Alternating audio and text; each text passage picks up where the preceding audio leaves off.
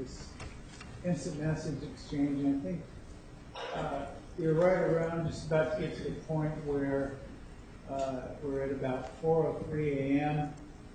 and Mr. Alexander is telling Miss Arias how she is noble in the sack. If you could be so kind, though, to begin her response to this. She talks about it serving her to be, but looking at 4:04 a.m., the response, Miss Arias' response. Could you read that for us, please, Doctor? I know the better I was, the more you wanted me. And the more you wanted me, the more we got to be together. I was a whore for you because I was a whore for that feeling. I was a whore in general, and I still am. What do you make of her response, that response? She's acknowledging what she has sacrificed. That's how I interpret that. She's acknowledging what she has sacrificed, and she was appears to be aware. What I indicated also earlier is that the more sexual, more sexually satisfying he was, the more he wanted. My impression is that these two individuals... Objection beyond the scope of the question.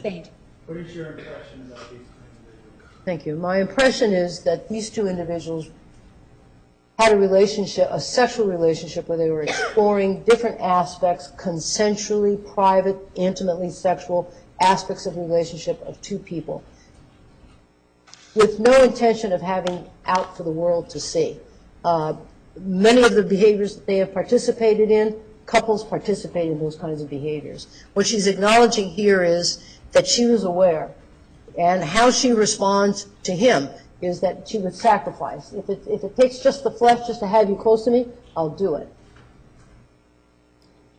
At 4:06 a.m., Travis talks about, so have you messed around with anyone else? See that? So have you messed around with anyone else? She responds, you're the last person I've ever been intimate with. His next response indicates he doesn't believe that, and she talks about that her sex drive is gone. I interpret when she's talking about her sex drive is gone as oftentimes that's with individuals who are suffering from depression, there is no sexual energy. It's just hard to get that energy up. Recall that there was one of the, in the communication with Kim, Miss Arias talks about being beautiful, majestic, Mount Shasta, but there's no eruption. And she just doesn't have that energy. That's reflective often of an individual who is depressed and doesn't have any, it's difficult to mobilize that energy. And I believe that's the impression that I have here when she's talking about that. My sex drive is gone. He doubts it. He doesn't believe it because that's all he sees in her. He sees her as the porn star. And you can see that when he says, I doubt that. And she, again, I haven't diddled myself once since I moved here except for the times that we were on the phone and we did it together. Well, it didn't seem like it was a problem on the phone. And she responds, of course not.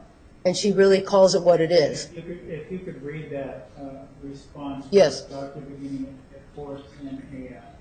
At 4:10 a.m. is Arias. Of course not. That's the effect you have. Nobody else can do that. Absolute kryptonite. I don't want to be a whore. I could joke that if being a whore for Travis is wrong, then I don't want to be right. But this isn't the time for jokes. I have been a bad influence. She's acknowledging how she responds to him. And like vice versa is kryptonite. It's sexuality. It's intense. And they've been doing it for a year and a half. There's been frequency. It's endured, and it's been highly intense. And it seems to be intensifying every time and even more.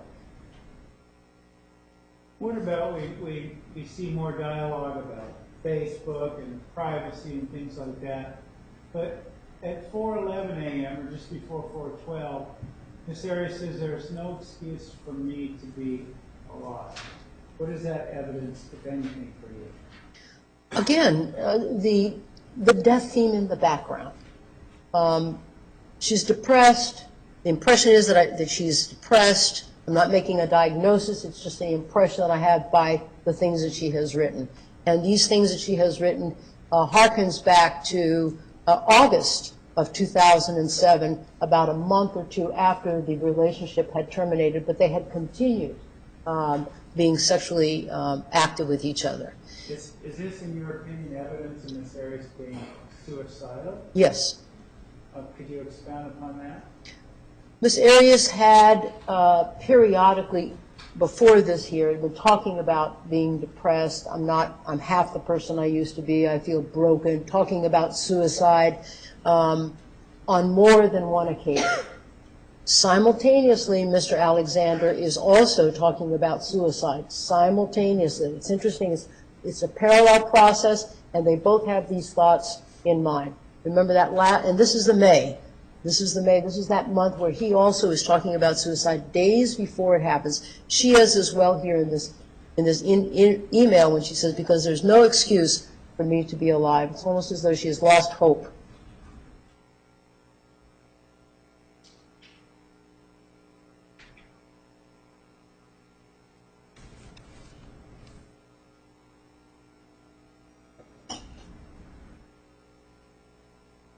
Let's draw your attention to 4:19 a.m. Just above it, actually, they start talking a little bit above that about being addicted to each other. I wonder if you could read Travis's response. It begins at 4:19 a.m. Yes, I'm addicted to it, and you know it, and you know will take you back. You always know. You know I'll get pissed, but I'll take you back. You know if you just equal the drama with my anger, I'll take you back. And that's why you don't hesitate to keep on ruining me. Okay, let's stop and pause on this, because I know that maybe addicted isn't a professional or clinical diagnosis, but are these two people, based on this dialogue and what they're talking about, are they addicted to each other? Is that a fair assessment? Yes, you could say that. How so? Well, I'm not saying that there's an addiction here, because I'm not diagnosing, and I obviously didn't interview Mr. Alexander, and I'm not making a diagnosis of Ms. Arias either. But they're both acknowledging that there's something infectious, contagious, difficult getting away from each other. He's acknowledging that. Yes, yet I'm addicted to it, and acknowledging he knows it, and she knows it, and I believe that's what they're talking about here. And is this further evidence of this boulder picking up speed? There's this addiction, there's this conflict, yet they're still talking about sexual matters? It is this picking up steam, and it's got a lot of variables in for both of them for separate reasons. For Mr. Alexander, there's a number of things that are worry on his heart and in his mind. The same for Miss Arias. For Mr. Alexander, it's he's lost his temple recommends. Not too many people know about that. I talked about what that means in the Mormon community. That is a big deal for a priesthood holder to lose his temple recommends, particularly after he had been a temple worker. He has money problems, significant money problems. That's worrying about him. Miss Arias, for other reasons, she is able to move away, but still has this connection with Mr. Alexander, and the journal entries and the emails indicates the level of sadness, depression, conflict that she is having. They're both having it, and there's significant variables that's playing on them simultaneously for different reasons, and they're going down this parallel process. And it really is picking up steam when you can see the things that Mr. Alexander is saying to Ms. Arias in terms of the name calling, the debasing. I've not seen, in terms of the emails and the things that I had reviewed, this level of agitation, aggressiveness in the language that Mr. Alexander has used with Ms. Arias. That he's been upset, yes, but not to this degree. So I get the sense that there's really a lot of tension here.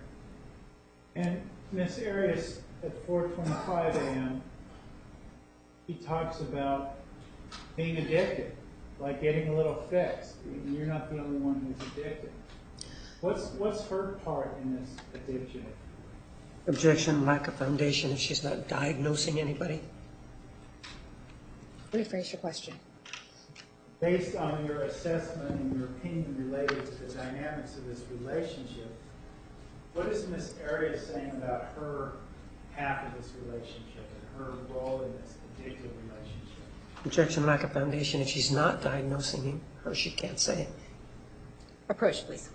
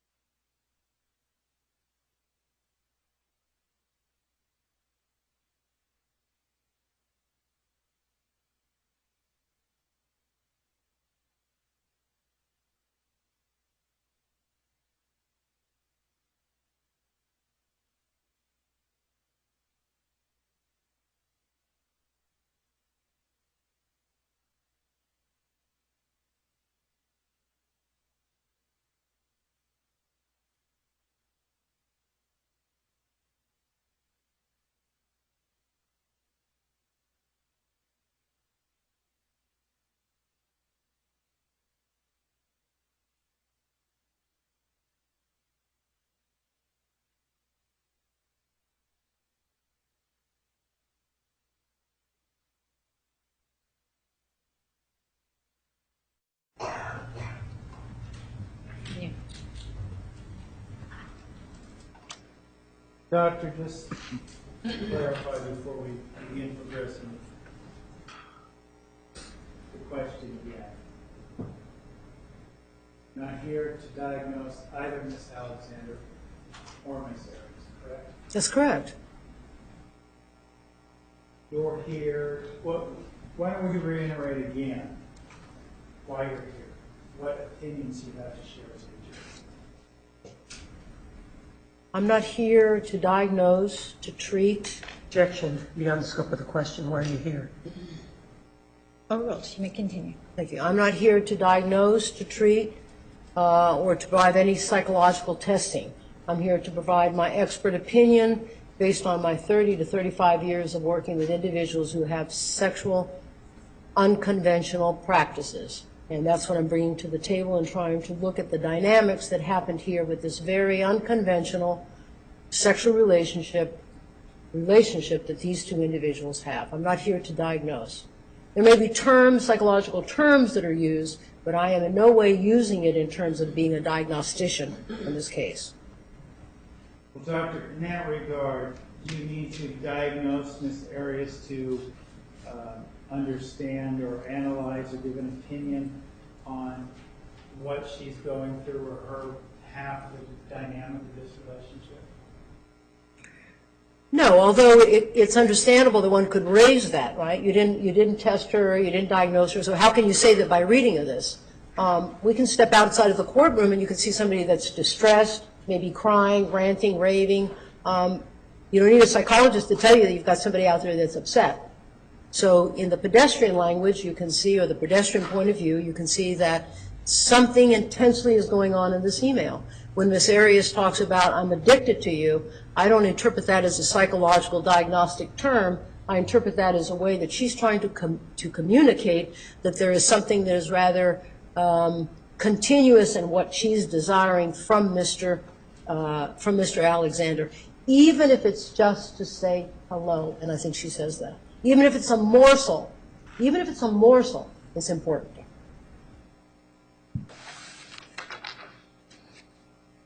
Later on at 429,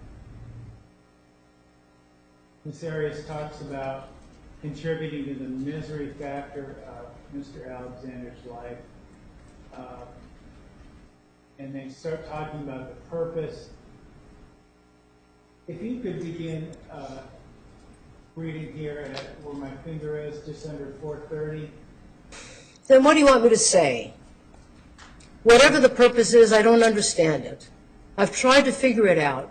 It's not marriage. It's not sex. Mr. Alexander responds. Well, I'm sorry? Before we go on that, Doctor, based on your opinion and the unconventional sexual practices, what was the purpose? They both seem so strained and so upset with each other and so disgusted with each other. What is the purpose of this point? Objection, speculation. Overruled. Well, I think that's the question that they're asking, and I think they're getting to the end of the road here.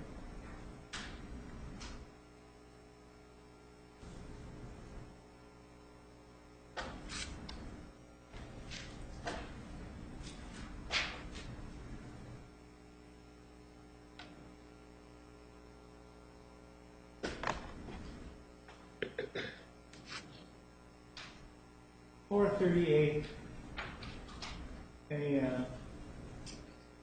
Could you read that? I see Ms. Arias make a comment.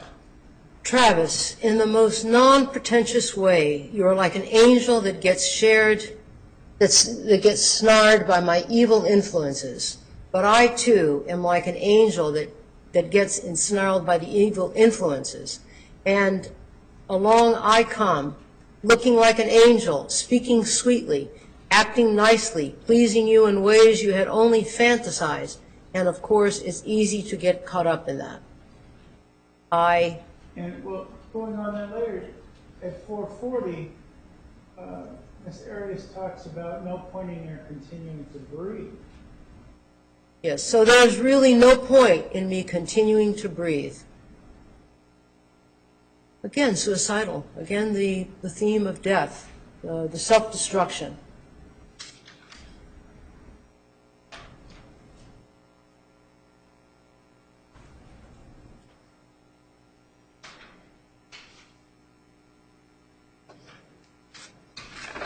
Doctor, a few moments ago,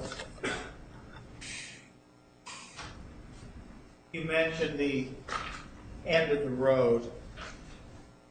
Yes. And by the end of the road, are we talking about June 4th, 2008? Objection, residual doubt. Overruled. Jimmy answer. Yes. I want to put before you the mitigating factors in this case. Given what we've seen before, if we can put this into a larger context of those specific mitigating factors. Okay, Doctor? Objection, arguing legal terms, lack of foundation, invades the province of the jury. Approach, please.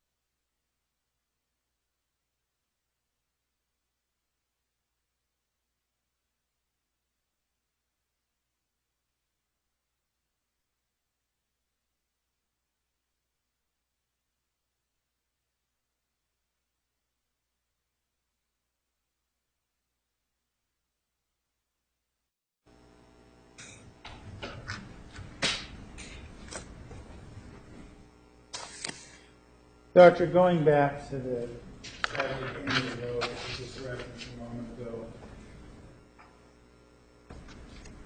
you testified this morning about a lot of the emotional distress, and you testified that Ms. Arias was experiencing in this relationship. Yes. And that, is it your belief that based on this emotional stress, Ms. Arias was experiencing this high level of emotional stress on June 4th of 2008? Objection, lack of foundation. She indicated she could not diagnose. Sustained rephrase. Based on your review of this case and your review of this relationship that they had, the dynamics that they were having together, you have an opinion as to whether or not Ms. Arias was under extreme emotional stress at the time of this incident on June 4th. Objection calls for a diagnosis. Overruled. You can answer yes or no. Yes. And can you explain why you believe that to be the case? I believe that to be the case because historically you can see that momentum building from August of 07. The journal entries that she makes, 2 that she makes in August, 2 that she makes in September, another one in October, and in May. Before this particular email, when she's talking about, I have anxiety, I just want you to be nice to me, I can't take it. It's the first time that you see in the communications to Mr. Alexander that she's now starting to say, I can't do this, I can't take this. That's the first time that you see in writing, in her words, that she's talking about just being at her limit. Are there other indications throughout the history that you believe that we haven't covered that demonstrate Ms. Arias being under extreme emotional distress, a pattern of it? The journal article, the journal entries that I indicated in August and September and October, when she's talking about she's a shadow of what she was. She doesn't understand what's happening to her. She's sad. It makes her sick, and yet she's happy she's with him. She's confused, and she talks about a negativity spreading in her like a cancer, being suicidal, being depressed. The communication he has with Mr. Alexander, who's trying to engage her sexually on the phone, and she's talking about that she doesn't want to bring him down to where she is. I believe that was in a May communication he had with Mr. Alexander. You can see that as time is going on, things are building for her, as for him as well. As I said, it's a parallel process. They both have tremendous amount of stressors going on for different reasons, Some related and some unrelated. The unrelated would be, for example, the concern that Mr. Alexander has about losing the recommends, losing his priesthood. Possibly that may be the road to excommunication. He has a lot at stake. He has worked very hard to get where he is, a professional fellow, financially successful, and yet he's not managing his money and he's not managing his sexuality. And so things are starting to tear at the edges for Mr. Alexander. For Ms. Arias, other things are going on for her as well. She realizes, I believe one of the straws that broke the camel's back is that this is a relationship that has been underground, has been closeted. Calls for residual doubt, the straw that broke the camel's back. Rephrase. I didn't hear your response, John. Rephrase. No. Wait for a question. Yes, thank you. Well, Doctor, not going in at this point to the straw that broke the camel's back, but instead looking at this entirety, this pattern that we got in June of 2008. What you were describing, I guess the other question I would have is this relationship in June of 2008, is it tumultuous? Very. And describe what you mean when you say it's very tumultuous. Well, you can see it in the communications that they have with one another. For whatever reason, Mr. Alexander in the 26th communication is obviously very angry. What about, who knows? I don't know what he's angry about, but it's clear that he's angry. But it's the way that he's manifesting that anger. It's the way that he's managing that anger. He's not regulating like he didn't regulate his finances, like he didn't regulate his sexuality, his anger. He's just not managing that. He is really angry. And you can see that in the email in terms of how he's communicating, the language that he uses, what he calls her. It appears to me that he's really at his wit's end. Couple that with the other communications that he had with other women, with Miss Reagan, with Chaitanya Lay, talking about knowing how to make a noose, talking about getting a gun and blowing his brains out. I don't know if other people were aware of how distressed or how close Mr. Alexander was in that distress, or that Mr. Alexander had suicide on his mind, that he actually, it's not just saying, I think I'm going to kill myself, it's beyond that. I'm going to kill myself, and he's got a method. He selects a weapon, he selects the method of how to Objection, implement arguing that. residual down. Sustained. May we approach? Yes.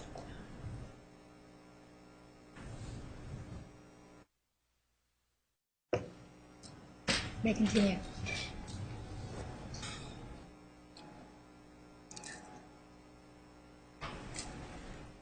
Doctor, could you continue explaining, not as it relates to what happened on the board, but this tumultuous state of affairs, as it were, for example, right before Miss Arias arrived in the home? I mean, if you could continue that explanation. Well, I'm not sure where you want me to pick up from, because I was talking about that there being a parallel process, and they Let's both. talk about this parallel process. Yes. We're talking about Mr. Alexander and It's picking up steam. to Chaitanya Lay about hanging himself, things of that nature. Yes. Well, he's expressing, in my interpretation of the emails that he has with these other women, he's talking about blowing, and with Mr. Hughes, when he tells Mr. Hughes that Miss Mimi Hall has decided is not interested in him romantically. And he talks about that he effed up his life. He wants to kill himself. Remember, one of the background things for Mr. Alexander is he's going to be turning 31. He writes about this. That's distressing to him. Miss Arias has noted that throughout, about how he is worried about that. His friends also express concern about that. That's something that is really wearing on him, and he's distressed to the point that he's thinking about death. And the fact that he's thinking about death is not just suicide, that he's just saying, I'm going to kill myself. One of the things that psychologists do when they make an assessment of the lethality level of somebody who has suicide is, are they just talking about it? Do they have a plan? Have they selected a method? Mr. Alexander talks about suicide, and he says how he's going to do it, a plan. He wants to either shoot himself or hang himself. That to me is not a low risk for suicide. He's inching up the ladder, and I'm not sure that other people around him are aware of that. Miss Arias, on the other hand, is also talking about suicide. Those are journal entries that she has made in August, September, October, and I believe thereafter. In this email here, I'm not worth it. My life is not worth it. Hope is diminishing here in this relationship for these two people. Well, let me ask you this, and you've spoken about this. You made I guess that my first question in this regard would be, did Miss Arias have the psychological makeup to deal with all these things that were starting with this boulder increasing its way down the hill in June of 2008? No, I don't believe that Miss Arias was psychologically equipped to handle individuals such as Mr. Alexander. And how can you make that conclusion without having diagnosed Miss Arias?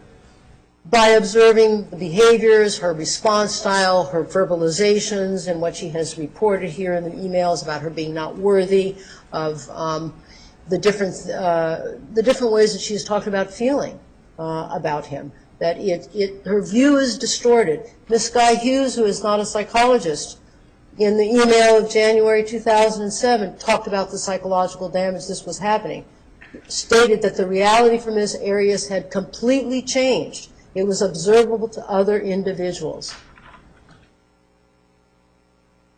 Doctor, moving forward to June 4th, 2000. Earlier in your testimony, do you recall telling us that love played a part in this killing? Yes.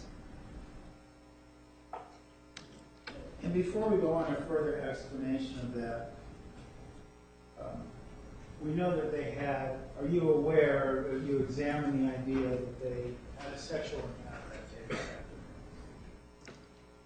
The day of the killing? Yes. Oh, yes. And we know that based on the evidence you reviewed, are you aware that Mr. Alexander was deceased some 4 or 5 hours after this sexual encounter, at least the one that's documented on film? Yes.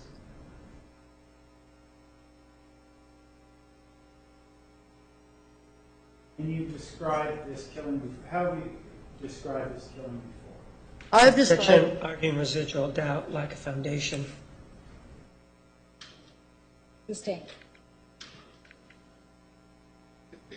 Would you concede when you're talking here today as testimony that this killing was a vicious one?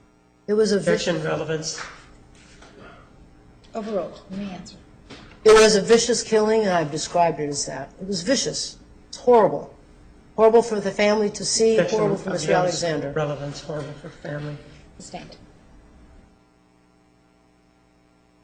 Doctor,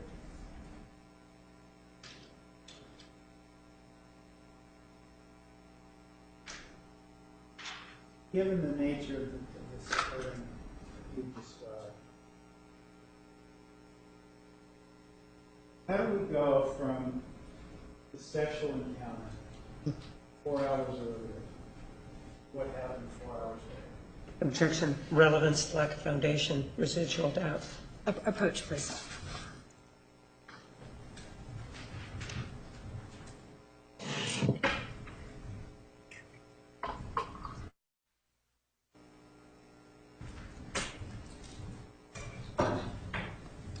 All right, ladies and gentlemen, we're going to take the noon recess at this time. Please be back in the designated area at 1:25. 1:25, we will start promptly at that time. Please remember the admonition. Have a nice lunch. All right.